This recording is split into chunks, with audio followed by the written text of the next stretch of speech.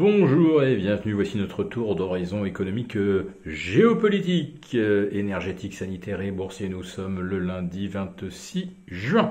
Pour comprendre comment tourne la planète finance, c'est sur la bourse au quotidien nulle part ailleurs et l'épisode du jour s'intitulera « À l'Est, rien de nouveau ».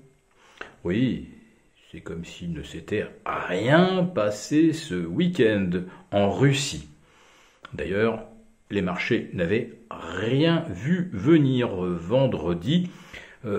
Pas de dégagement de précaution de la part des initiés. Et au lendemain d'un retour à la normale en Russie, eh bien, on a rouvert inchangé à la bourse de Paris, en Europe, et à la mi-séance, on est toujours sans direction, dans des volumes proches du vide sidéral, moins de 650 millions d'euros échangés à l'heure du café. Oui, c'est vraiment comme s'il ne s'était rien passé en Russie, et pourtant, les chaînes d'information en continu nous ont vraiment régalé. On a eu le droit à Vladimir Poutine, du fait de ses multiples cancers, n'est plus en mesure de diriger le pays. D'ailleurs, il est en fuite vers Saint-Pétersbourg, alors que Evgeny Prigozhin s'apprête à s'emparer de Moscou et des stocks d'armes nucléaires russes, ce qui va lui donner des moyens d'exercer des chantages terribles sur l'Occident. D'autres n'étaient pas de cet avis. D'un seul coup, monsieur Evgeny Prigozhin était devenu ce héros qui allait libérer la Russie de l'infâme tyran Poutine, et on préfère de loin négocier avec un Prigozhin qui est le chef de mercenaires dont beaucoup sont sortis de prison. Donc on préfère négocier avec ce genre de personnage plutôt qu'avec un président qui n'a pour l'instant déclenché aucune guerre dans le monde et qui connaît tous les dirigeants de la planète depuis 20 ans. Enfin, notamment des Xi Jinping ou des Erdogan qui ont la plus longue durée à la tête de leur pays. Le putsch aurait donc échoué ou quelque chose s'est négocié entre M. Poutine et son ami de 30 ans qui s'est retrouvé en fait exilé en Biélorussie. Alors exilé avec ses troupes ou pas, on n'en sait rien. Certains stratèges observent que après ce week-end, de nombreuses unités Wagner se retrouvent à 100 km de Kiev au lieu de 500 avant le week-end. Mais bon, Kiev est bien défendu, on n'a pas à s'inquiéter. Donc les marchés n'avaient rien vu venir et après coup ne semblent pas anticiper de désintégration de la Russie.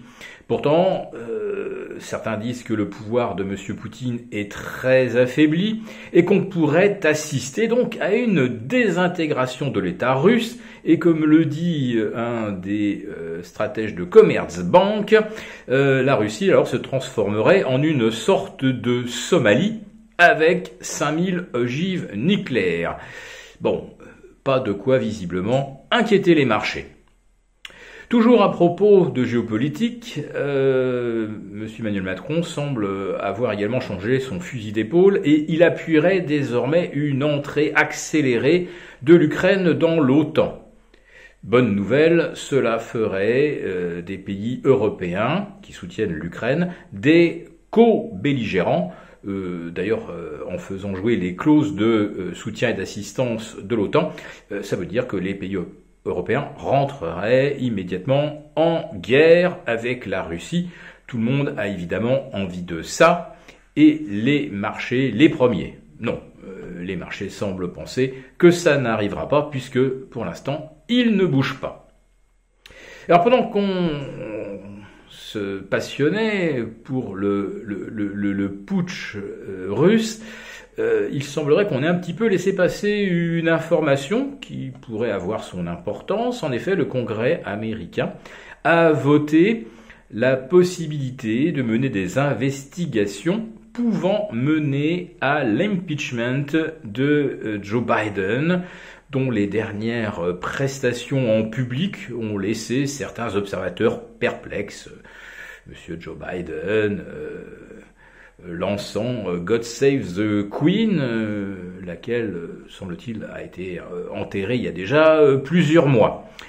Bref, ça c'est peut-être une information importante parce que un basculement politique aux États-Unis avant les élections présidentielles de 2024, ça manquerait pas de nous affecter.